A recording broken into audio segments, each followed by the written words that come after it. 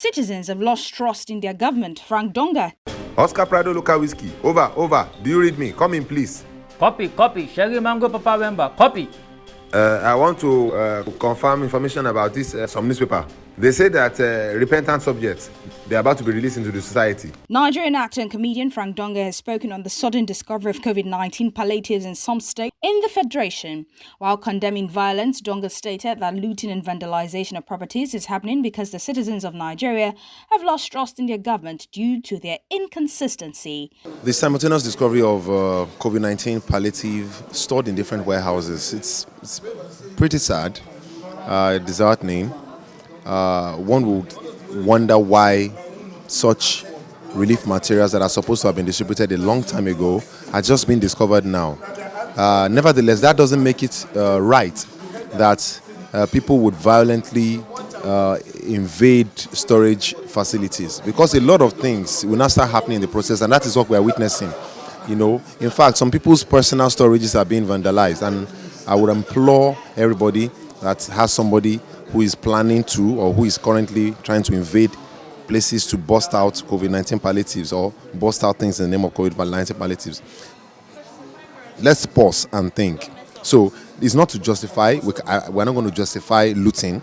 Something that has been looted, to re-loot it is not the way to go, because violence can erupt. Let's pause. But again, there's a high level of distrust between citizens and the leadership. Nobody trusts leadership anymore. That is why no matter what leadership says, people don't believe you. There are so many loopholes, there are so many unconnecting dots in the whole stories that we're seeing, and it makes it extra sad. And at the end of the day, there's only one person we can hold responsible. These same people who voted into power, these same people we trusted with our presence and our future, these same people we cast our votes for, we're looking up to set things right, to bring justice, fairness and equity. They're still the same people. So many disheartening stories of people saying they wanted to share it on their birthday, they were saving it for a particular distribution, is what is remaining. We don't need all of these things. If the right thing has been done at the right time, with the right energy, with the right focus, and you have won the trust of your people in your constituency, all these things would happen. And I sincerely hope that we're not getting to a place where people are now beginning to take law into their own hands, like you have already seen with all the busting of the COVID-19 warehouses, allegedly. But I want to appeal for calm for everyone out there. Guys, be safe. You don't need to do that. Let's calm down. There are so many ways to hold leadership to account, and that is what we need to do. I talk know that this information cannot be true. They will just come and carry people that wound our colleague, that their colleague target our colleague. It can't possible. Following the recent prison breaks that occurred in states such as Edo and Ondo respectively, the wedding party actor says Nigerians need to hold their leaders accountable for how budgets allocated to the Nigerian correctional facility agencies are being disbursed and utilized. Budgeting for projects in Nigeria has to be critically looked into with a view to holding people accountable, auditing and analyzing what has been done with the money.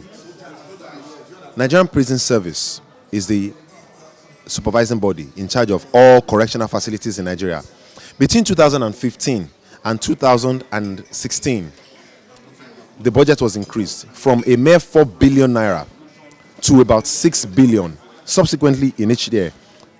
So when you move the budget of Nigerian Prison Service or correctional facilities from 4 billion annual budget to about 6 billion in 2017, 2018, and we can't have proper security systems like CCTV cameras that can provide information and security and intelligence when needed to prison services, it begs for a lot of questions. What has the money been used for?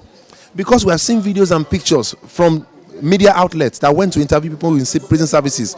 Prisoners are not exactly sitting inside AC cells. They are not exactly having PlayStations in their rooms. So what are you doing with the money?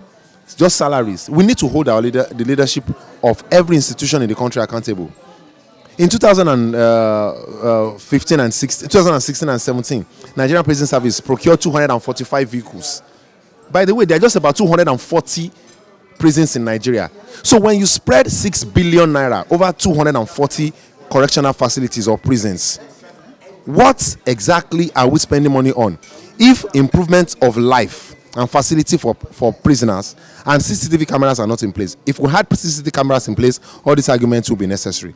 We need to do better. We need to hold our leaders accountable. Even if they don't want to be accountable, we need to hold them responsible and accountable for the budget they receive and how they spend it and what they spend it on. And then trust will gradually start returning to leadership and the led relationship.